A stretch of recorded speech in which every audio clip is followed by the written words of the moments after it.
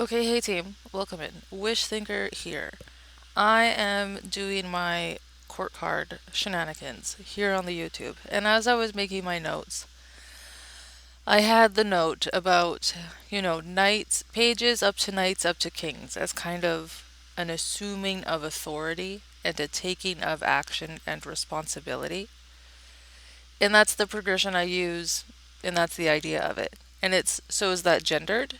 Like it's not ever page to knight to queen? Like, what's the difference there? So that led me to, before I get further into knights, because now I want to solve the question in my mind of do knights progress into queendom or only kingdom? Like, what am I doing with that? How am I working with that? It also brings up the greater question of like kings and queens, masculine and feminine. What am I meaning there? How am I using those terms? How am I using the cards? What do the cards represent within the ideas of like masculine, feminine? Because a lot of people will use the court cards as like actual people in their lives. And as I said in the page video, I don't really do that because I don't have a lot of people in my life. And so most of my cards are either like life events or like daily events, like situations in life that don't really require people or do, or a lot of like with self interactions, like how are you approaching yourself. And the court cards are like roles for me. So that means I need to examine how I've assigned the king and the queen roles and how gendered that may be. Because what is masculine and feminine? And like we'll just skip to the self reflection as a reader. Like, what is the point of even asking these questions and going so deep and being like, well, what's the big deal?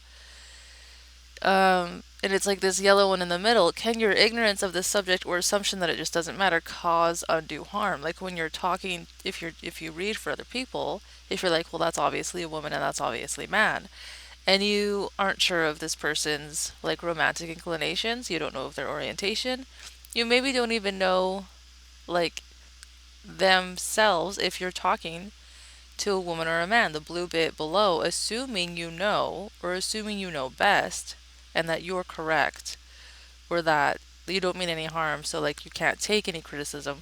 Like all of that can often cause as much harm as like point blank saying like I don't need to think about terms like masculine and feminine. I know what I'm talking about and I know I'm a good person. And if someone wants to misconstrue me, then they're just being willfully obstinate. But how often have you reviewed your meanings and the language you use and how gendered they may be? We're all victims of patriarchy. We're all victims of capitalism. We're all victims of misogyny and ableism and colorism and racism. But if you've never reviewed your meanings and you can't stand up, not even to like outside cross examination, not even to the questions or the criticism of your clientele and your querent who may just be asking so that they gain understanding and they want to know like, oh, am I going to meet a man, or are you talking about like masculine energy? And then what do you mean by masculine energy? Is it what you mean by masculine energy or what the querent would recognize in themselves, like in their own life, as like, oh, I'm attracted to that masculine energy? And has anyone in that chain thought about what that means? Like, if your idea and your usage of the language that you're using and the bigger ideas that they represent, the bigger archetypes within tarot and within divination, if that can't stand up to any criticism, including your own curiosity about, like, yeah, what do I mean about that? Then you probably shouldn't be sitting with people and reading for them because you probably will cause, if not undue harm, a whole lot of confusion because you're not even clear yourself on what are you saying. So, have you defined these terms for yourself thoroughly for yourself in tarot specifically? Are you able to bring up what the kings and the queens symbolize or signify without talking about gender? Or are these cards only ever super gendered people? Like you're going to meet a tall, fair man or a robust, dark haired woman, like whatever. If someone asks you a question or asks you to explain yourself or prove yourself, are you more comfortable? Are you comfortable at all saying, I don't know, instead of jumping into an explanation that you maybe have not thought through and maybe don't even believe it, right? Like, who are your clientele? Are you likely, is this likely to come up or be an issue? And even if your clientele are not vulnerable populations that, like, you may think may have issue with this, the way you talk about stuff can influence the way people go home and live their life about stuff, because that is how much power you have with some populations and what they think of you, not only as someone maybe getting information from a higher or a more spiritual or a more intuitive or like a better place, a deeper place, but also the kind of role we assign to people that do readings or offer consultations or offer any kind of like coaching or advice, or like, I can help you interpret this part of your life, that they must know what they're talking about, right? And I'm sure you're a good person, but have you ever reflected on this stuff, is the point. So I'm going to share my notes. I'm going to take you to a different page that just has some stuff I typed on it while I ramble, because I'm a monologue. We're gonna be here for a while about my notes and go in a few different loops. And then I'm going to try and kind of hold up the different ideas that will have come up by then and see if I need to meld them together or not. We already did self-reflection as a reader and like why we're here and why this would be important to consider at all. And then we're going to get into the end of it, okay? And then I will continue on with the regular Knights, Kings, Queens video for my court card series. Okay, so this is the picture of the notes I originally made. So like Knights to Kings, like, is that gendered? So kings are masculine and queens are feminine, right? Just what does that mean though?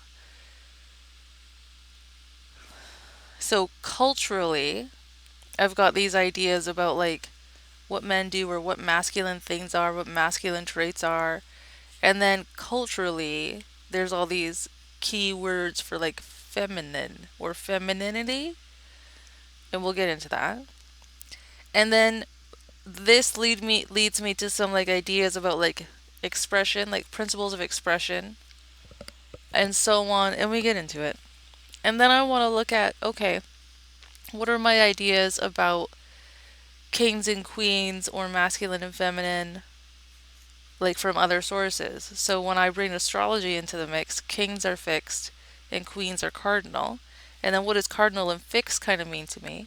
How does that tie into the cultural ideas of what I think masculine and feminine are or are not, or embody? And does that become supported by how I've set up the tarot cards? Do I need it to be supported by how I've set up the tarot cards? Like, I've got to review them all to find out. And then we just keep going in loops like that. Okay? So, let's review some cultural norms. So, culturally, it's like, what do I think about masculine?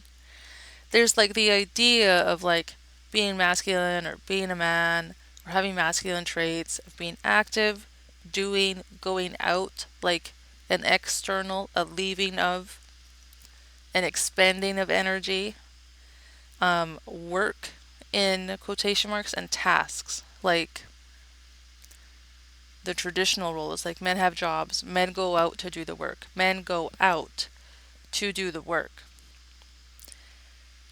versus the feminine cultural idea, not ideal and not principle, but like the cultural kind of idea that I think we would all be familiar with if we described it, is that the feminine energy is described as passive or receptive or reactive and stays in more. Queens embody is the key word that I have. So the feminine energy can be said to embody. In quotation marks, I have care and like constant. So between work and task for kings slash masculine and care and constant for queen slash feminine, I want to describe what I'm talking about. So we have this idea of men, and the manly thing to do is go to work. And what that lets men do in that role is go to a job, identify, like assume that identity and the title for that role as their identity and get like applauded for it, for doing the work. Oh, he left the comfort of home. He braved the like whatever harshness of the world and went and he did the work of whatever that job title is. And then he gets to be known as that and celebrated as that. However, there's also like a rule within that type of man, that type of culture, where you don't bring anything from the inside out. So as soon as there's something to feel or express in the group that you're in, it comes out right now. And you don't ever bring out anything that's internal or from the other world. So when you're at the office, you're the office guy, and you've got office ideas, and they come out of the office. And then you don't ever bring out like, oh, my kids, or the soppiness that you may have at home. And when you're at home, if you have an emotion that's there, if you have something to say, if you have an idea, it comes out right now. And you hopefully don't bring in like the ribald humor you may have at work or the gender roles that you enact at work into the home. Like they become very separate at the expense of any internal expression. And it's just a constant expelling, like shooting out and off of energy. So that's kind of the like summation in my mind of like the cultural idea of masculine, without getting into the like kind of individual and almost generational ideas of like masculinity, what it means to be manly, the ideals of masculinity, blah blah blah, right? Like that's kind of too shifting, because I'm trying to seek right now, am I aware of like a masculine principle, and does that or does not match up with like what I would consider masculine people, which I've been raised and conditioned to believe are men and to view as men and to seek out as men. So does that match up at all? Blah, blah, blah. We're on the investigation. Contrary-wise, we go over to the feminine principle, and this idea of constant care is like the men go out to work and the women stay home to take care of everything. And the nature of her environment is just as it would be inappropriate for the man to bring some inner part of himself out into the business world. Hey, buddy, we all want to be here. We all have to be professional. We all have to leave that part of ourselves at home. So you can only be like what you are, where you are now at all times, and you have to be it, and you have to be on. The feminine principle is carrying at home, and it would be inappropriate for her to be like spouting off adjustments and critiques at the rate that that masculine principle is at work, because she's like developing these people around her, or she's caring for the elderly. Like it just would not be conducive to the development of the things around her, and thus like her eventual comfort and peace, because right now she's caring for things, but hopefully somebody helps at some point, and maybe it's those things she's caring for, like growing up and helping. So all of her expression is internal. Every comment she has, every adjustment she wants to make, it begins in her first so that she can like digest it and implement it, and then it will ripple out as adjustments to what she's caring for or to the environment. So not only is she required to stay in, but all of her reactions and emotions and like the processing and the work and like the direction of the energy is in. Her environment can't be critiqued first, it's her. So she internalizes it. It mixes in her, and then she mixes the next and then she nurtures the next generation of expressors of masculine energies that will go out and express in such and such a way. And this idea of femininity, like culturally, is kind of just baked in as like what women are and naturally what women do. And so this leads me down into, we're going to rabbit hole now into astrology, where we've got cardinal and fixed. So cardinal with tarot, the system I use, cardinal is queens. Because cardinal is like the natural force. It's the embodiment of the sign. So the queens are the embodiment of the suit. They don't have to think about it. They don't have to wield it. They don't have to learn the authority of it. They are it. They have the authority of it. It is within them. They nurture it within them. And the cardinal signs of Capricorn, Cancer, Aries, and Libra are sudden and powerful, and they set the clock and the life of the world. Whereas the fixed signs manage and work at and are like the powerhouses of whatever the cardinal sign started. So the cardinal sign starts something, they don't have any staying power, they only have starting power. And then the fixed sign comes in and works it and works it and works it. Now, culturally, we may initially think that that makes sense because queens, birth something or whatever. And then kings and men in the masculine principle, they go to work. They go to work every day. They don't complain, they just go to work. However, that is not what we've discovered in the summation of our cultural norms, which is in actuality that men have a role and get to be celebrated for, get up and go do the thing, and then that's over, but you still get celebrated for the whole entire role, and have a principle of like constant spurts of energy, whereas the feminine principle literally fixes and fixates her environment, and it's a constant job. The fixed in astrology is like the sun, because that's Leo, it's a sun sign. It's the sun sign, and the sun rises every day, day in, day out. You can't negotiate with it. It's a fixed job. It's going to happen. There are no breaks, there are no days off. It is the role. Whereas the moon, who's cardinal, sometimes is this and sometimes is that, and everybody's all the time like, oh my god, the moon. It doesn't matter where she is, the moon. And so that flips the idea for me that cardinal should be queens, because now I think cardinal should be kings, because it's a spurt of energy, it's a one and done, it's 0 degrees, it's literally one day out of the 30 days of that solar season, and it's such a big deal, the equinox, the solstice. Whereas the whole entire point of the fixed sign being the fixed sign is that whole 30 degrees is like the true season of the season, which is obviously feminine, constant.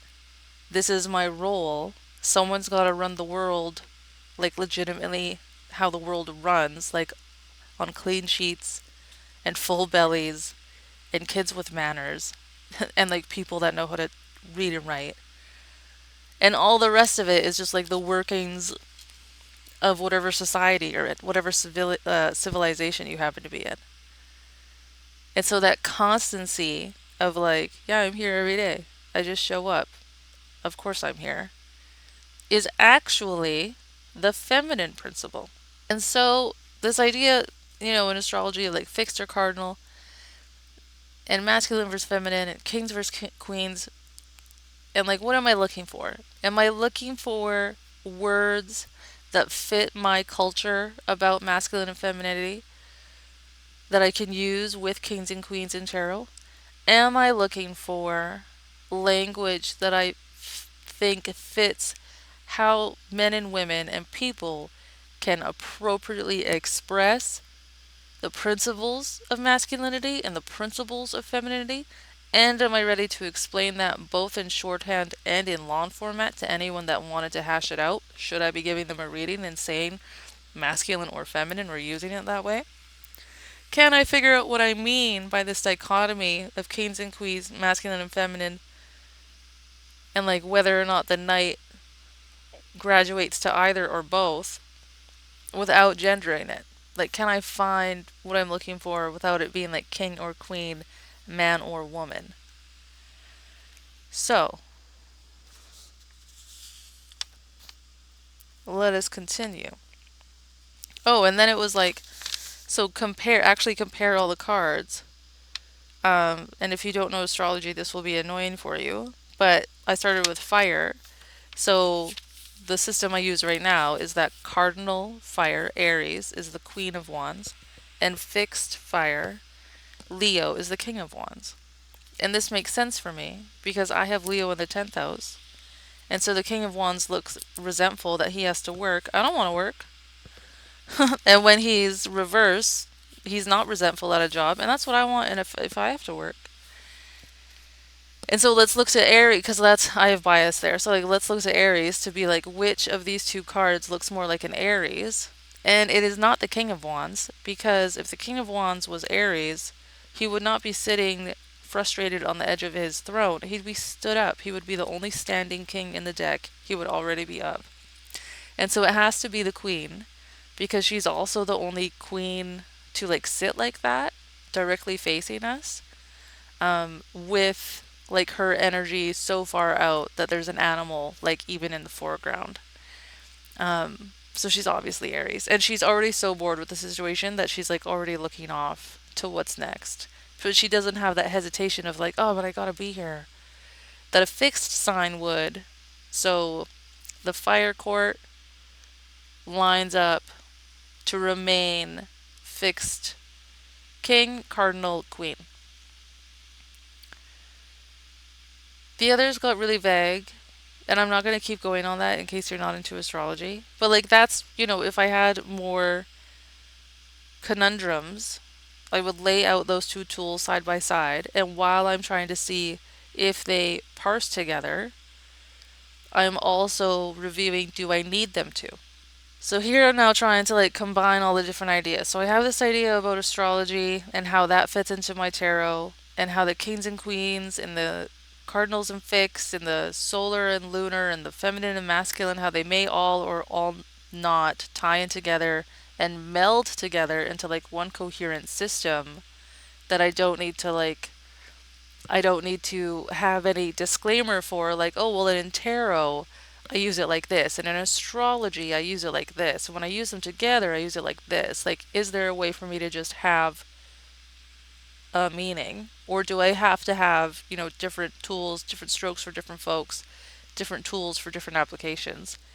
In which case, yeah, that's fine, but I should figure out what those are and what the definitions that I'm using are. Can I just decide that I have specific masculine and feminine ideas that are specific to tarot, that like we're developing here in this discussion, that have nothing to do with what someone may be terming or like identifying as masculine traits, masculine qualities, masculine people, and instead tying it into like principles? And in which case, what language am I using for that?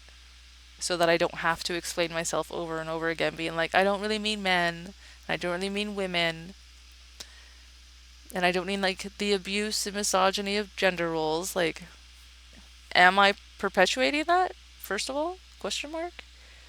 And what language do I use to not, or to not be confused that I am? And then finally, culture. So, is staying abreast of and having your own opinion of current gender norms, how they're used, the expectations of them, how people are dealing with them, the the ever evolving terms and considerations of what it is to be masculine or feminine in the world, the changes in literary patterns, of like only little boys being the protagonist to a more smattering mix. Is that important to you in how you operate through the world, dealing with people, not with tarot, not with divination, but with people? And you don't necessarily have to work within the constraints of gender norms, but like, are you at least aware of them? If that's not important to you at all, then hopefully your clientele, it's not important to either. And hopefully, yeah, you're finding each other and there's no issues. And if it is important to you to stay abreast of all that, how important is it for it to pour into your tarot practice? Does it need to be seamless? Can you have, yeah, can you have like special jargon, or like, well, in tarot I do this, but I do a special reading here to make up for it? Like, how are you navigating this? And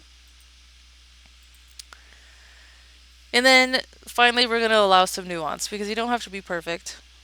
And holding up the question, like, you don't want to pat yourself on the back too early, but holding up the question is a lot more than a lot of people do. So, whatever.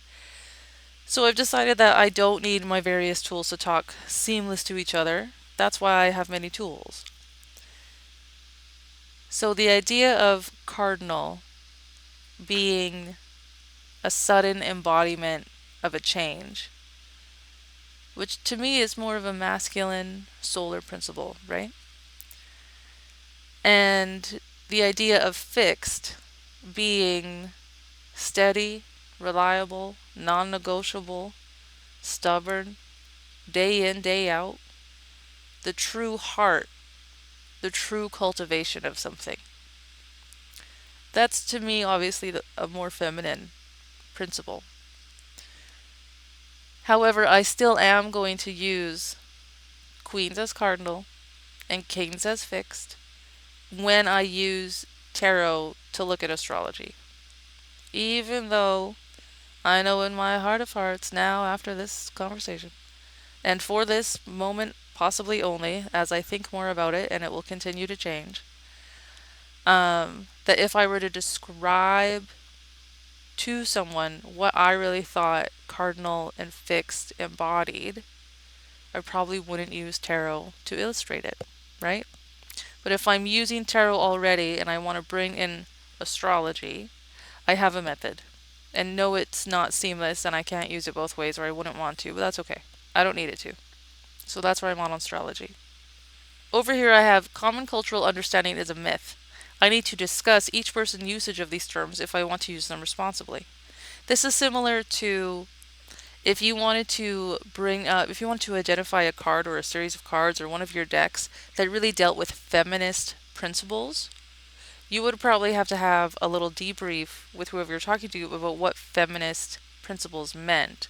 Because when you say feminist to one person, they're going to think you mean someone that hates men. And if you say feminist to another person, you're going to they're going to start thinking about like granola hippie chicks that are like counterculture and like anti-government or whatever, anti-consumerist. And if you say feminist to another person, they're going to think like, yeah, like full equality, no oppression, all of those are like embodied in feminism. And if you say feminist to another person, they're going to be like, hey, well, you probably mean like white, non-intersectional feminism. And so that is still like really racist and really ableist and fatphobic and ageist and colorist. And so I can't just sit down with someone and be like, oh, masculine, and like move on with the reading on my merry way. If I'm going to use that word at all, we should probably have a discussion about like, tell me what masculine means to you.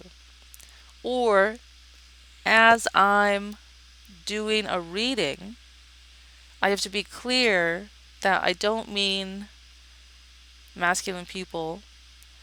And if I'm using the term masculine femme, especially in relation to kings and queens, that I should say I mean like a masculine principle and then give like a 3-word summary of it, right? Or be really clear that I don't read kings and queens as people showing up in your life. So if you're looking for that kind of reading, I'm not the reader for you, right? And like that's the whole point of doing these exercises. Are you satisfied with your own understanding? Can you stand up to your own critique? And you don't have to be perfect, and you don't have to have all the answers. And at some point, even to yourself, you're gonna have to say, I don't know. And like, are you okay with that? Because in the end, do you even know how like the tarot messages or the insights or the symbolism is working? No. But we're using it anyway, and we're trying our best. So we have to allow change. You have to stay open to learning, change, and criticism. Yes, criticism. So that our understanding and usage of language and terms and generalities, how all of that is applied generally, can shift. Because it does shift, right? So let them. Okay, thank you for coming to my TED Talk. Bye.